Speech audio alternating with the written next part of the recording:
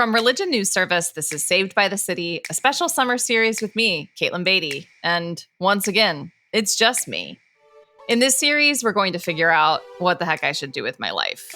So sit back, grab a refreshing beverage, and join me this week as I ask one of the motherload questions. Should I consider becoming a motherload? I mean, a mother. Am I mother enough to mother? Friends, we made it to the final episode of the special summer series, Tell Katelyn What to Do with Her Life. We're wrapping up this series just as we're calling it a wrap on summer. There was a nip in the air in New York this week, and I am just giddy to slip into a cardigan, throw on some boots, and walk the streets of New York listening to the saddest music I know.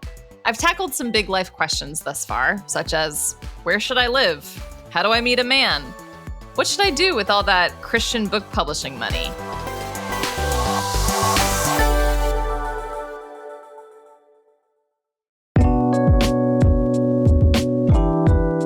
This week, we've arrived at perhaps the biggest question, and one that has a lot of implications for all the other areas of life, like where do I live? What do I do with my money? Is a man going to be involved? To be honest, I'm feeling a bit gun shy as we start this episode because, it goes without saying, the decision of whether or not to become a parent is maybe the biggest of your life. Also, weighing the pros and cons of becoming a parent as an unmarried person brings some unique challenges and hurdles to think through. Also, I don't know if you know this, but people on the internet have some opinions about whether this should even be a possibility for unmarried women. Also, I'm feeling a little gun shy because this is a relatively new question for me. Some of you longtime SBTC listeners might remember the conversation that Roxy and I had with Annie Parsons last fall. Annie is a really close friend, as well as the mom of a perfectly squishable little boy named River. She talked us through all the ins and outs of choosing to become a mom as an unpartnered woman. And Roxy and I were of the mind in our conversation, we both said neither of us would choose to embark on this parenting journey on our own. As a refresher, here's some of what Annie shared about her journey to motherhood. So it was when I was about 35, 36 that I started thinking seriously about becoming a mom on my own. And there are obviously multiple paths toward that end. And I knew that when I was meeting men and going out on first dates, second dates, that ultimately what I really felt the most urgent about was being a mom. And it started to feel like an unfair experience, both to them and to me, to sit down with guys, getting to know guys, and feeling this urgency in my spirit of like, well, is this my person? And how quickly could we get going? And does he want children? And is this the person I want children with? And really, it started making dating not feel fun or exciting, but more like a means to an end, which is not fair to anybody. And so around that time, I just decided to maybe put the dating thing on pause and focus fully on something that definitely has a timeline, a biological timeline.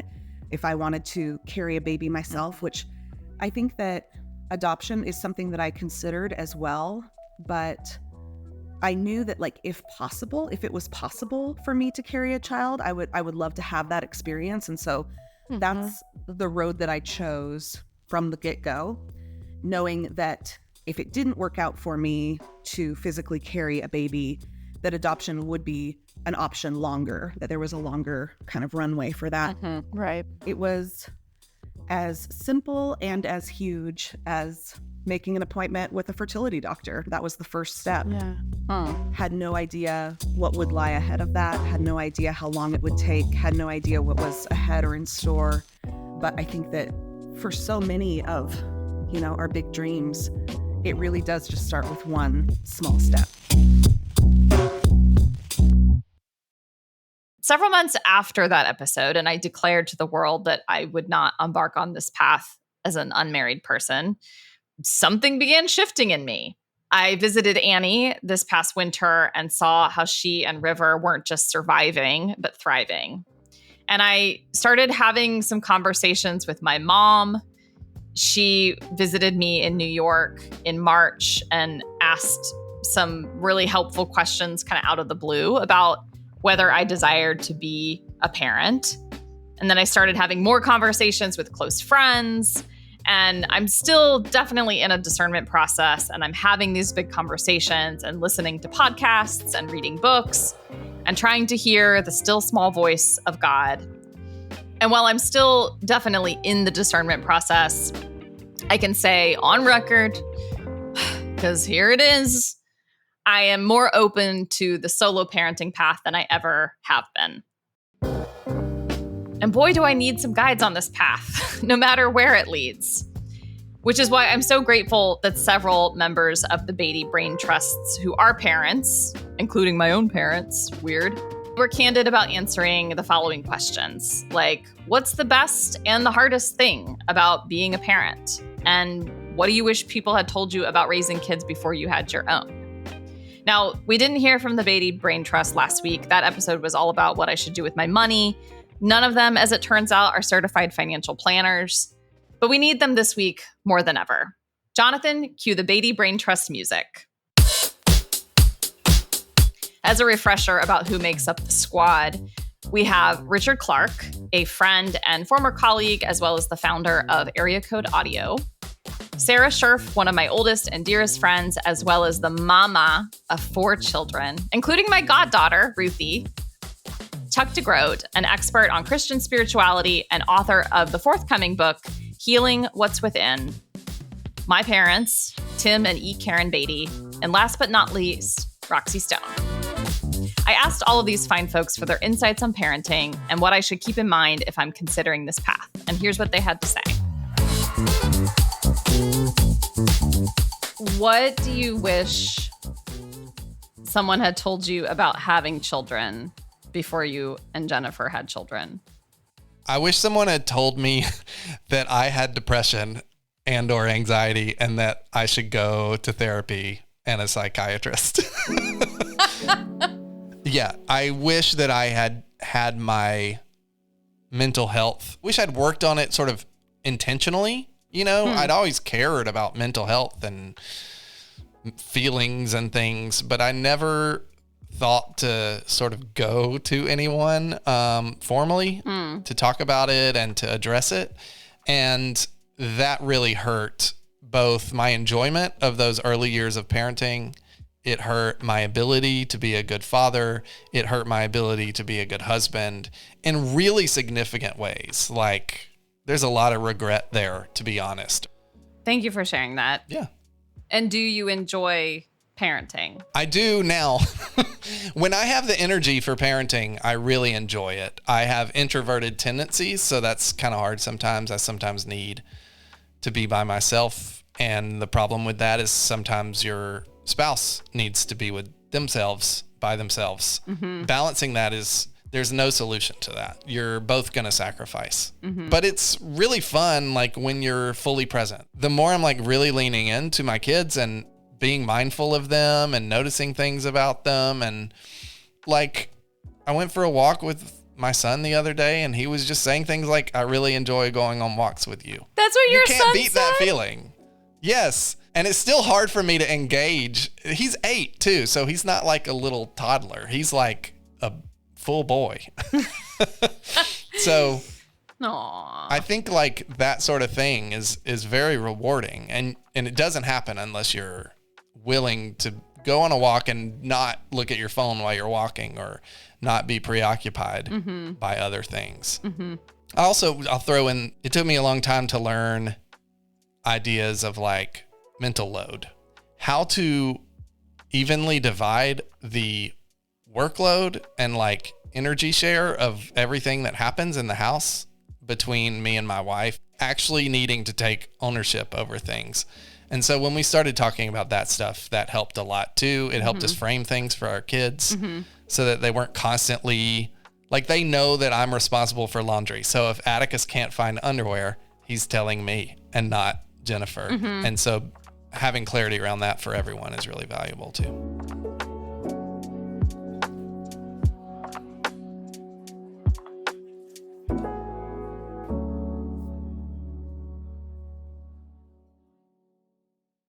You have 4 beautiful children. Yes, I do. The second oldest of whom is my goddaughter, Ruthie. Yes. And she is absolutely lovely. She's emotionally reserved. Mm. I learned when I gave her the specific special Lego that she asked for her birthday. But I think she enjoyed it. I've loved being around your kids. And I mean, besides my nephew and like a couple other friends' kids, I feel like they're the kids I know the best. Yeah. What are the best and hardest things about being a parent? I mean, I'm constantly feeling inadequate to the task of being their mother and being aware of and providing for what they need. It really is so true. I'm realizing more and more that like parents actually don't know what they're doing. It's actually all trial and error. Mm-hmm. There is a real freedom in that. One thing I do with my children that my sister does with her children is just communicate really honestly. Mm-hmm. For example, I came down hard on my oldest son, Jesse, the other day on something he wanted, which I said no to. And I held my ground, and he was really frustrated, and I could tell. And I was frustrated that he was frustrated. And it was just a moment of like tension. And then I realized that what he was asking was more reasonable than I had thought. Like being able to then go to him and say, I actually need you to trust me that I have a reason when I say things. But also, I'm going to change my mind here, and I hear you, and I was wrong. Like, I was wrong about my assessment of the situation. Whoa. And you can do the thing that you wanted, and I'm sorry. I don't like to frustrate you. I mean, I just feel like I'm constantly like working with my children, like working it out with them. And I don't know if this gets into what you want to keep talking about, but being a single parent is really hard because I have no one else to like bounce ideas off of and like make a decision in conjunction with to then present to the kids. Like it all falls on you. Yeah. I mean, I know that you have support from your family, from your sister. You are not alone. Yeah. But there are many things throughout the course of any given day. It falls to me to make sure that my children are fed and bathed and educated and thriving as much as possible and like not watching too much TV. And those are like basic level young kid issues. Right. And those issues are about to really change into more weighty things. And I am very daunted by that. I mean, one would not have to be living in my circumstances to experience this, but I feel like my kids are my salvation in a lot of ways. Like, given Chris's death, I think without my children, I might really have like stopped living for a while, but I didn't have that option. I don't like to think of them in such a utilitarian kind of way, but it's true that like I had to get out of bed every morning. Like there wasn't a morning I couldn't get out of bed. Somebody had to get up and like fix breakfast. Yeah.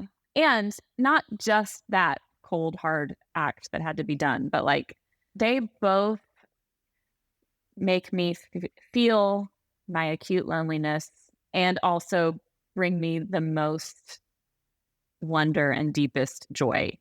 So children are a source of joy. Children are a source of joy and wonder when we ourselves are open to being in wonder with them. I really want to ask this honestly, and I don't want you to just say what you think you should say. Do you see me like being a mom and caring for a child? Like, does that make sense to you in your conception of me and what you know of me? I see you as being an unconventional mom. And here's what I mean by that. Because the ways that you interact with my children, it's not the same way that other people might. I mean, everyone has their own way. So it's not like there's one way and you don't do it. But you interact with my kids kind of the same way that you interact with me. Do you know what I mean? Yeah, I do. I like that about you. I think some of the time I'm saying things to your kids to get a rise out of you. Yes. Of I'm course. saying something sardonic or wry or like dry to them. Because I'm in the room. Yeah. Maybe what I'm hearing is like the more like warm, cuddly, nurturing thing. That's not really my MO. The thing that is so exciting and cool to me about the idea of having a child on my own, like as a single person, is I get to introduce the world to this tiny human. Like God has entrusted me with this person to like show the world to and explore and grow and go on adventures and see them develop. And like the idea of being able to read The Hobbit to my child when they're 9. I'm like, that is like, they get to experience this for the first time. I don't know. The baby stuff, I just keep thinking like, Katelyn, do you see yourself with like a bassinet in your room? You'd have to get rid of the karaoke machine. No, you do not. Don't you say that. Like, it just scares me. Like, would I be able to rise to the occasion emotionally and physically? Mm-hmm. But then there are like all types of women who end up being moms, right? 100%. And listen, I know a woman, I won't name any names. She did not feel like a nurturing bond to her babies for a long time. I mean, she cared about them, but there is not one type of person, and there's not one way to love a child. Yes. Well, all the things that you're talking about, like, could I do it? Yes. It might be like hard and jarring, and it does push you to your limits sometimes. But yes, you could do it. And I think it would be so cool to see you as a mom.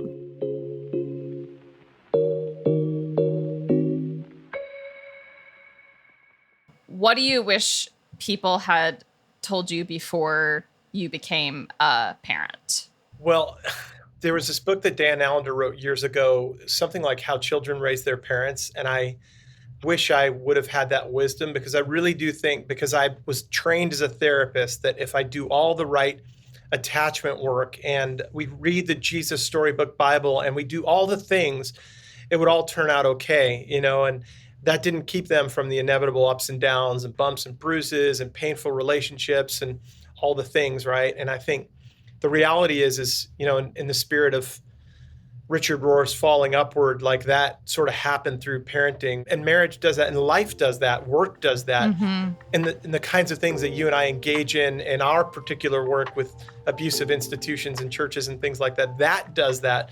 But there has been this sense of a dynamic of falling upward where I am not the guy who's trying really, really hard with clenched fists to produce 2 incredible kids. I am much more open-handed and really, really grateful for the connection that we have. Really, really sort of proud now to give them a sense of agency and cheer them on without a sense of control. And that's taken a long time. And you can interview them if you'd like about Dad's massive anxiety for years. So it must be, I imagine, a little bit wild to really contend with the fact of your child's autonomy. It could be very hard. Yeah, my girls are 23 and 21. I think control was in the driver's seat for a good number of those early years, but now control just is over my shoulder whispering all the time. And so even a couple of weekends ago, when my youngest was going to pick up my oldest and her fiance at O'Hare Airport, about 3 hours away from where we live in Grand Rapids, at 2 a.m., I couldn't sleep because I was worried. And there was a little part of me that wanted to jump in the car and go rescue them. And so, control still whispers, and yet there's this sense of, but look at what's happened as you've prioritized connection over control. What's happened is for a time, they sort of gave me the Heisman, if you know what I'm talking about, sort of pushed me away. And now we're so close, and there's such great connection and such high trust. and they've recognized that I've had to grow in my sense of relinquishment, of surrender. That's really good. As a final question, were your 40s better than your 30s? My 40s were so hard. Okay. Katelyn. So your 30s were better than your 40s, you would say? No, Okay. my 30s were really hard. I mean, I was fired from a church after a bit of a battle with a pastor who I called narcissistic in 2003, and my nervous system went into sympathetic overdrive, and I spent my 30s making sure that never was going to happen again. And so my inauguration to my 40s was an emergency surgery in a Mexican hospital where my body had kept the score. And I had to have my gallbladder removed, but they discovered that my system was septic. Oh my gosh. And so I spent 3 nights of my early 40s in a Mexican hospital.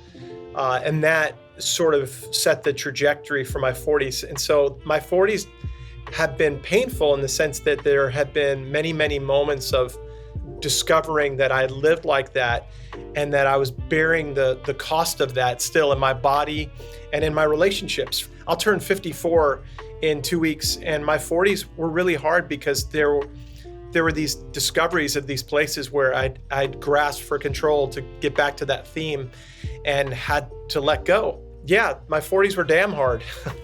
Okay, are your 50s thus far better than your 40s? My 50s are better, although it feels like I should have arrived and should be in this place of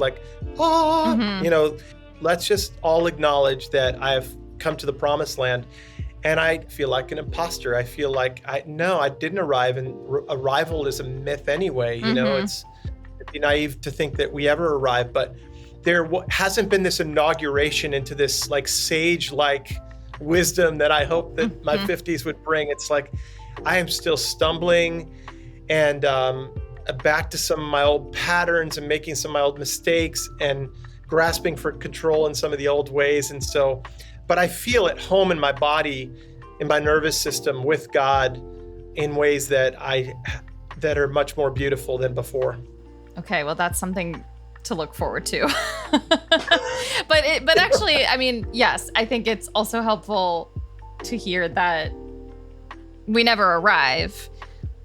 I actually hear hope in that because it means you can still grow. Yeah, I think there's plenty of work to do in our 40s, particularly as Thomas Merton said, as you realize that you climb the ladder only to realize that you propped it up against the wrong wall, right? So there are 2 ways to go then. You could double down and you put the ladder up somewhere else, or you can say, well, I find my way back to the bottom and see what God will do with me here. There is a kind of surrender and relinquishment at that point.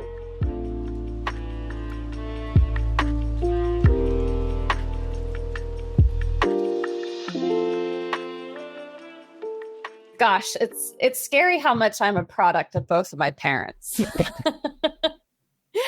Well, on that note, I'm very glad that you all became parents because I would not be here if you hadn't.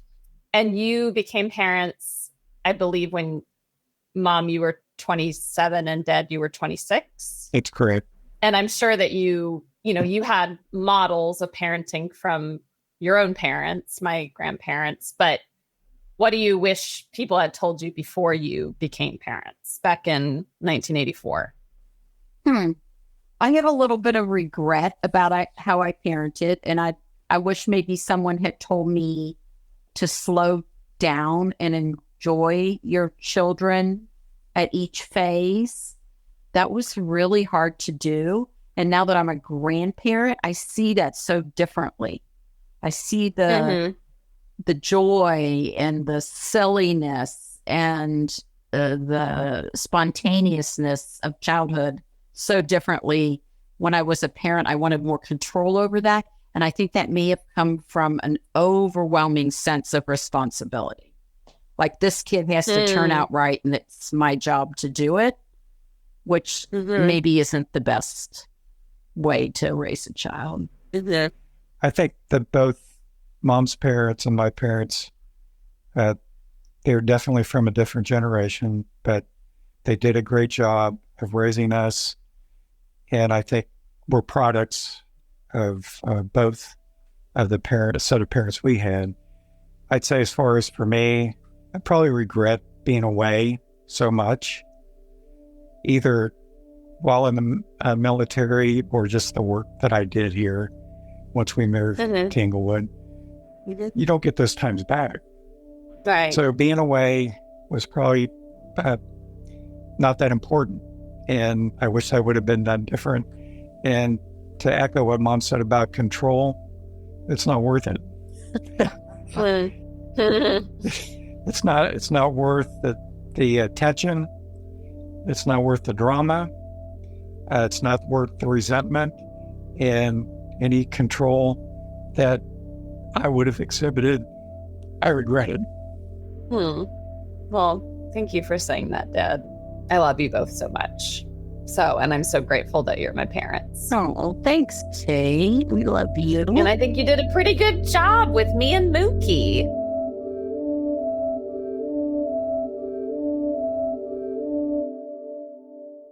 We've had several conversations on and off record about babies. That's true.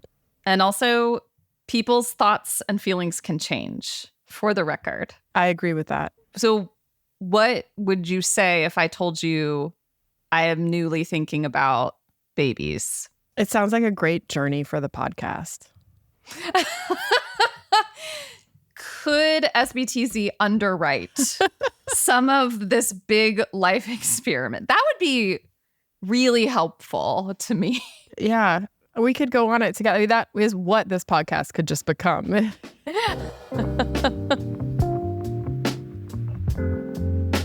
You are absolutely allowed to change your mind, or just to I don't even know that it's a full change of mind for you as much as it is just like continuing to live into the life that you have created and that you have, and with all of its beauty and its limitations. And I think, you are a few years older than you were when we first talked about this on the podcast. You've watched other friends go through the journey of parenthood, either by themselves or with a partner. And I think you'd be a great mom, Katelyn. Aw. And I will be very happy to support you as the favorite aunt. Well, get in line. There's a tiering system already. No, I really appreciate you saying that.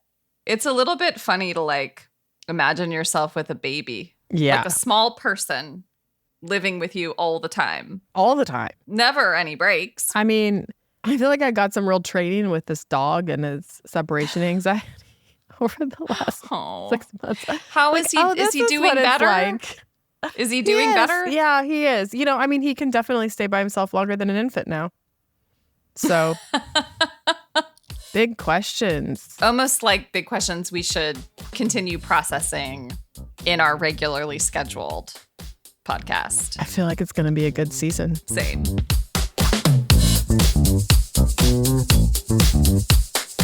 The Beaty Brain Trust was blessedly nuanced about these big questions. And so is our returning guest, Elizabeth Oldfield. Elizabeth is married with kids, and she's walked with several single girlfriends along this path as they wrestle with this question themselves. She knows how big this question is, and she quickly gets at the bigger questions behind the big question. Elizabeth and I go deep, y'all. But before we dive in, let's thank the organization that makes the summer series possible. Tell Katelyn What to Do with Her Life comes to you from RNS Audio, the podcast network of Religion News Service and Saved by the City. For the best in religion reporting, visit religionnews.com. And Roxy and I are dreaming and scheming as I record this for the next season of Saved by the City, which will be here before you know it. We want to bring the playful spirit of this summer series into that season. So tell us how we should do that. Send us your ideas. We're already making plans. Shoot us an email at sbtcpodcast@religionnews.com, and be sure to drop us a rating or a review wherever you listen to your podcasts.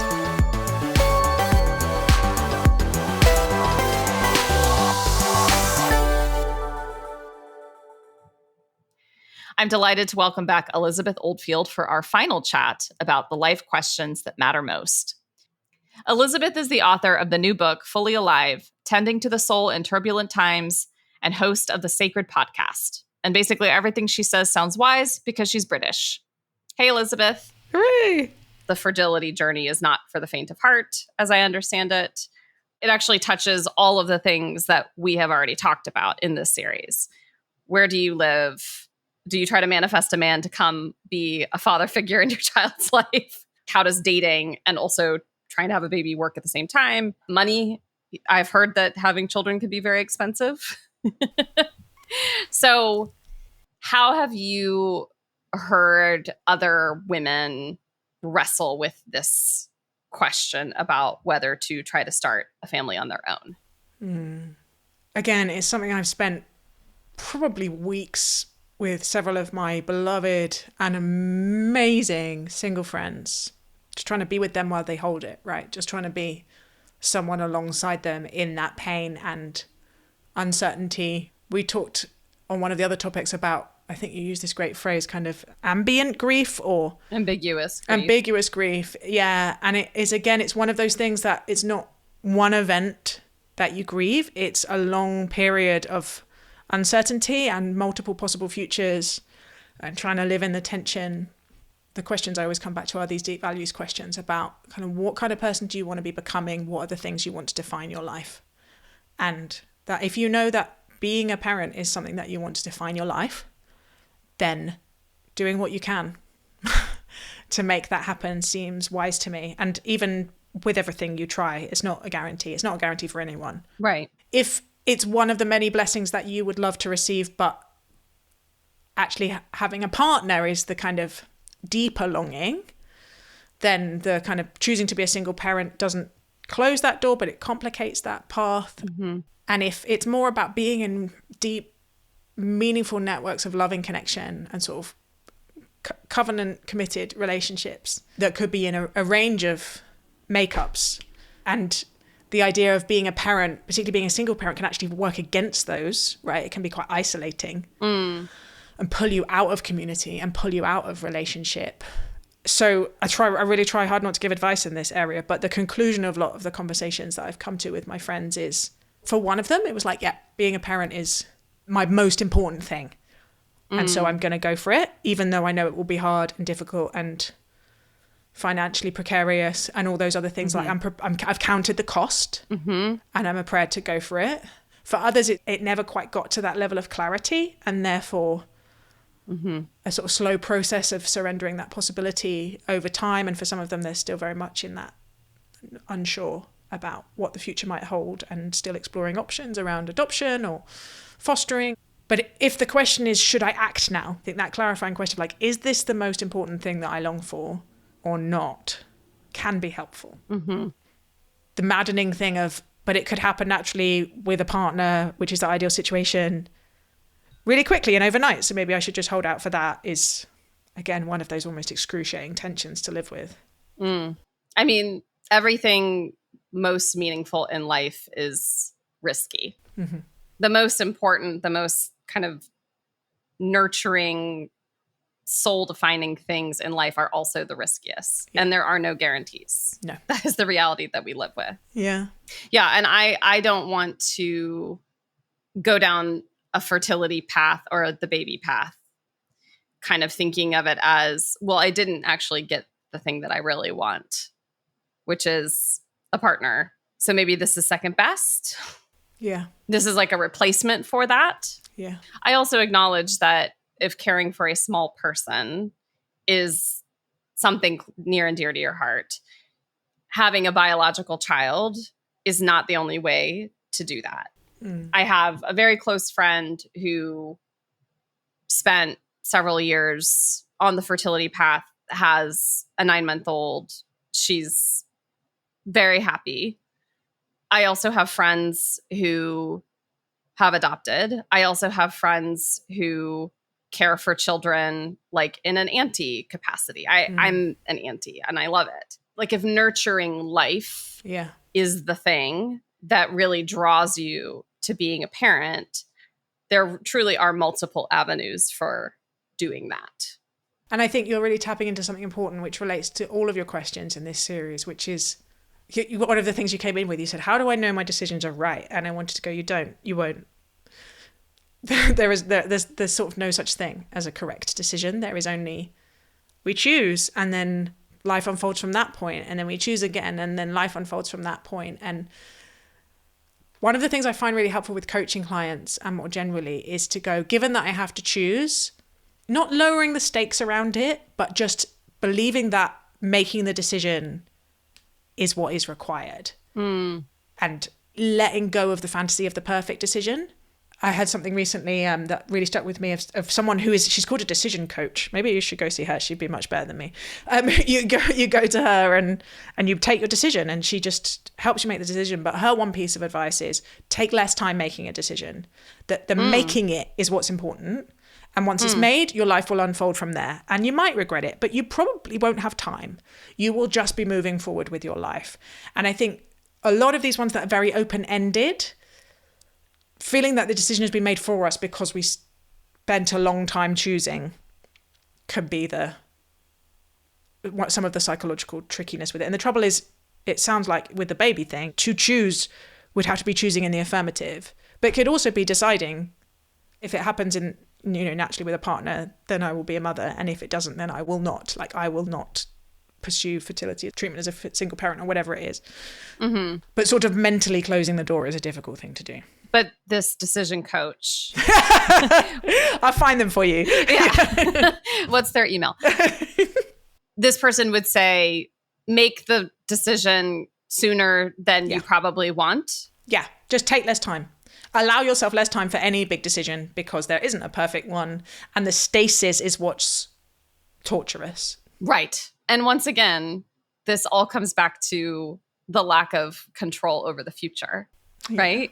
Yeah. Like even though we can try to make informed, thoughtful, grounded decisions, we do not have control over the outcomes of those decisions. Yeah, we will suffer.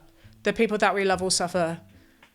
We live outside of Eden, right? And when I'm making unhealthy decisions, it's because I'm braced against that reality.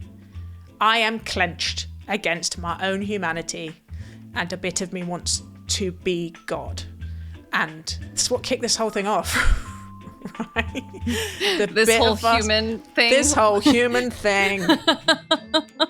And I get like glimpses of it maybe twice a year. But when I am sufficiently surrendered, there's a beautiful Rowan Williams book at the moment that I'm reading that talks about the angelic way of seeing, soulful way of seeing, is to just accept the world as it is. Mm-hmm. To not reject it in fear or anger, not try and consume it in lust or gluttony, but just to accept the world as it is. And comes up a lot in the recovery movement. Mm-hmm. This sense of like, what does it mean to just go, okay, this is where I am. These are all the things I cannot control. What is the wisest, kindest, bravest, most loving choice I can make in this moment? And give up on the fantasy of control and protection and transcending our humanity. I think that's a really good place to end. Thank you so much for going on this discernment journey with me.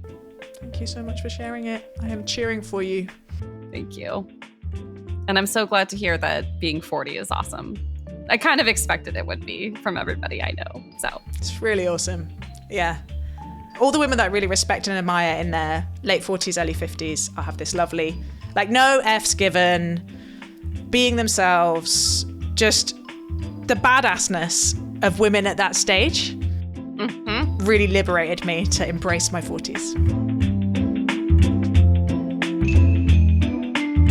As we wrap up this summer series, Tell Me What to Do with My Life, I do want to extend a note of gratitude to all of you listeners for going with me on this big discernment journey. And that's especially true this week.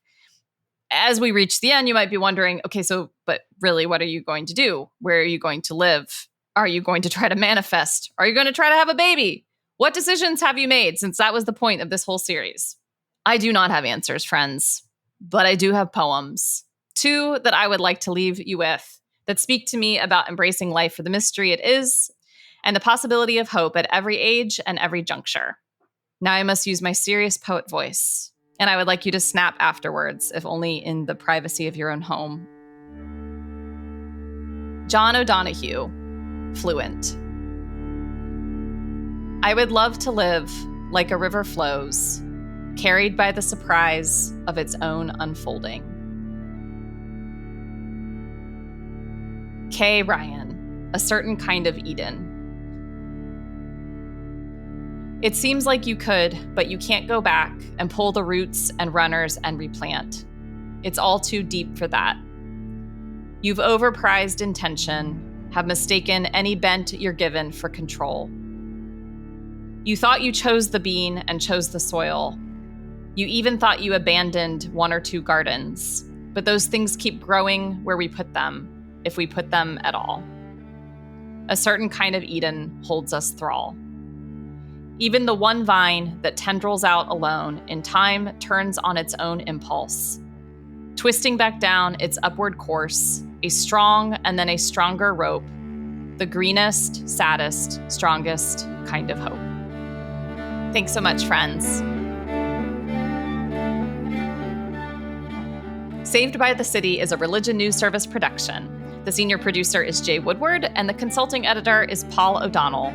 Our editor is Julia Wyndham. Chaz Rousseau put together our look, and Martin Fowler wrote our theme music. I'm Caitlin Beaty. Thanks for listening.